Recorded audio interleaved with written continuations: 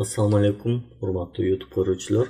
Excel сабактарыбыздын 4-сабагына кош келиңиздер. Буга чейин иштеп, сактап койгон файлыңызды каяктан табасыз? Этот компьютер дегенге кирип, документы деген жерге келсеңиз, мынакей расписание деп биздики бар болчу, эки жолу басып ачабыз. Мындай болуп ачылат. Эсиңиздерде болгон болсо, биз Excel'дын негизги бетиндеги главная деген бөлүмү тууралуу сөз кылып атканбыз. Бул главная бөлүгүндөгү буфер обмена, шрифт деген сабактар буга чейин тартылган.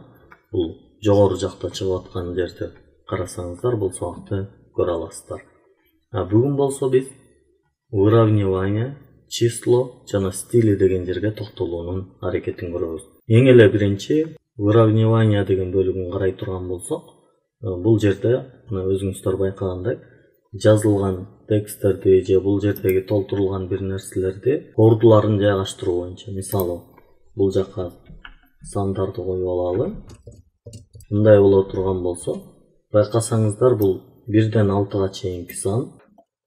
Бул жерди байкасаңыздар 1ден 10га чейинки сандар бар.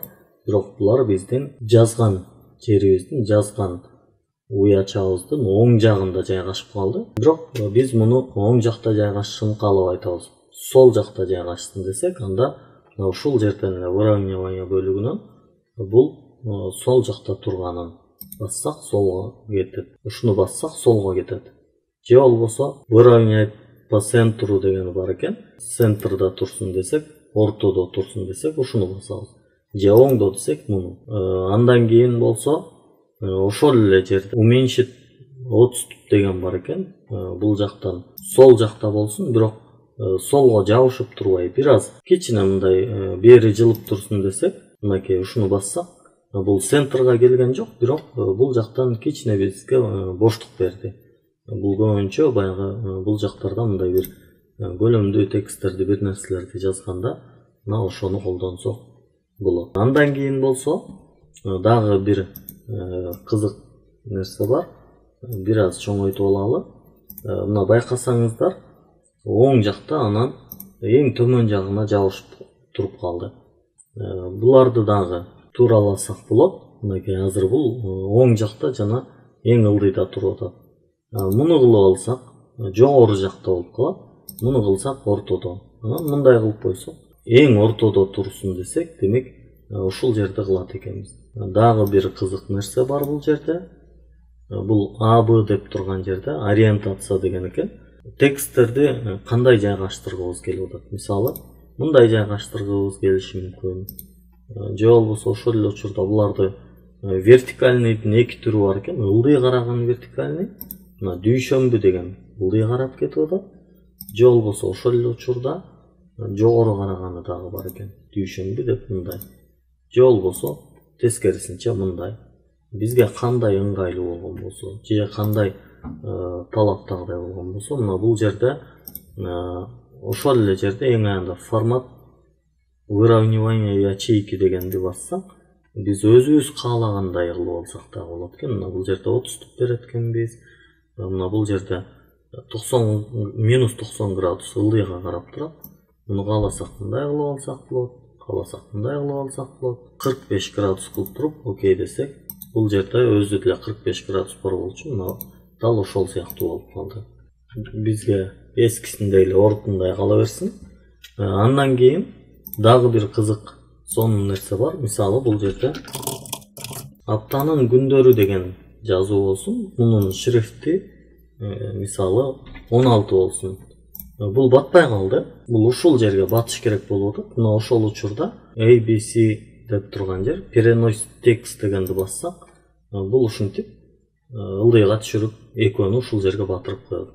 Андан кийин мунун астында дагы жакшы бир нерсе бар. Мисалы, ушул аптанын күндөрү дегенди могул жердин бардыгына жазылышын кааласак, бул астындагы объединить деген ушул нерсе бар. Муну бассак, мунун баарын бириктирип жазууну ортосуна, бул центрга алып келип коет. Бул жерди басып койсок, мына ортого чыгарып, сонун кооз кылып коет. Выравнивание бөлүгү болду. Андан кийин болсо число деген бөлүгү бар. азыр число бөлүгүн карап көрөлү. Эми байкасаңыздар, мына бул шаршемби деген бөлүккө 1ден 10га чейин жазып алдык. Бул жакты бир аз кичирейтип алалы, бизге көрүнүп турсун. 1ден 10га чейинки жазуу бул жерде бар. Число деген бөлүгүндө бир канча мүмкүнчүлүктөр бар. Мисалы, ушул бул катарда шаршемби бөлүгүбүздө бизде мисалы общий формат болсун десек, мындай болот. Андан кийин алабыз да ушул эле 1ден 10га чейинки санды бул жакка коюп, азыр общий деп турат. Денежный дейт турган болсок, бизге рубль менен көрсөтүп атат. Бирок биз муну рубль менен эмес, биз сом менен болушун каалап атабыз. Анда мына ушул жерден мына денежный деген ушул жерди басабыз. Андан кийин другие числовые форматы дегенди басабыз. Анан денежный же финансовый деген жерди денежныйды келип туруп, бул жерден кыргызский сом дегенди табабыз. Мынакей сом, окей десек, мынакей 100 сом болуп калды.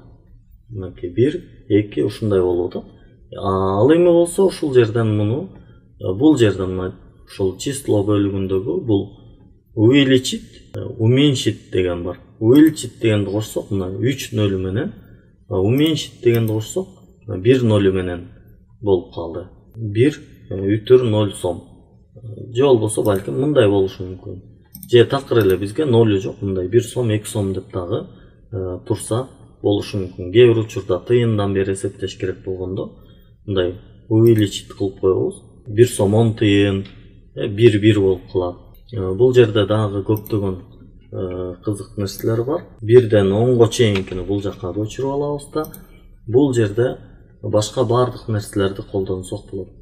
Формат дата кылып койсок болот, длинный формат дата дейт, финансовый дейт, числовой дейт, процентный дейт, мынакей 100, 200, 1000%га чейин. Муну дагы ошондой эле буларын азайтып алсак болот. Андан кийин ошол эле жерде дробный, текстовый, ушунун бардыгын ар бирин алып колдонсок болот. 08, 11 деп эле жаза турган болсом, дата дегенде мынакей өзү 08, 11, 2021 дегенди коюп берип атат. Анткени биз краткий формат даты дегенди тандаганбыз. Эгер ушуну эле кайра длинный формат кылсак, 8 ноябрь 2021 деп коебуз. Муну дагы тууралап көрөлү. Кандай болсун, русский деп турат бул жерден, биз бул жактан дагы кыргызский дегенди таап коюп алсак болот. Кыргызский десек, мындай форматтар бар экен. Длинный 14-март ушундай болсун дейт. Мынакей бул жерге азыр батпай калды. Ушундай батпай калган учурда бул жерден бурчтан кармап туруп чоңойтуп койсок, мындай болуп көрүнүп калат. 8 ноябрь 2021 жыл дейт. Демек ушул сыяктуу эле бул жакта бардык нерсени колдонсок болот экен. Ал эми кийинки бөлүгү болсо, бул стили деген бөлүгү. Бул жерде негизи биз көбүрөөк колдонгон, мындай кылып таблицанын ичин белгилеп алып, форматировать как таблицу деген жерден, бул жерден ушул таблицаларды өзүбүзгө ыңгайланыштырып туураласак болот. Мындай кылып койсок, мына үстү көк, бул астын биз сары кылып салганбыз, ошон үчүн өзгөрбөй калды. Бул сарыны алып сала турган болсок, нет заливки десек, мындай болуп калат. Биздин текстибиз дагы көк болчу, муну биз өзгөрткөнбүз, ошон үчүн болбой калды. Муну сары кылып коелу. Мына ошондо бул бизге ушундай көрүнүп калат. Өзүбүз каалагандай кылып өзгөртө алабыз. Мындай кылсак болот, мындай кылсак болот. Мынакей байкап атасыздар, асты өзгөрүп атат. Каалагандай, мындай болсун, каалагандай кылып бул жерден ошол таблицанын стилин өзгөртө алабыз. Же болбосо стили ячейк дейт. Бир эле ячейканын дагы стилин өзүбүз каалагандай кылып өзгөртө алабыз. 20%, 40, 60 же болбосо толук мындай акцент ушуга түшүп турсун дегендей, же мындай ушул жерди белгилеп алсак болот. Эми дагы бир абдан кызык жери калды. Бул условное форматирование деген бар. бул жерден биринчи кирип туруп набор значков дегенди тандайсыз. Мындай болсун десек болот, мындай болсун десек болот. Өзүбүз каалагандай тандап алабыз. Же мындай болсун, же мындай. Көбүнчө ушул 3-түк же 5-түк менен тандаган көбүрөөк колдонулуп жүрөт.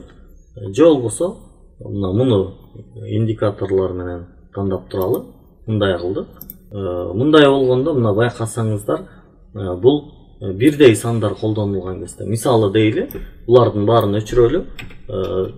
Сиз окуучуларыңызга баа коюп атасыз. 2 алгандар бар, 5 алгандар бар. Демек, 5ке мындай, 2ге мындай белги коюп атат. Эми 2 менен 5тин ортосунда.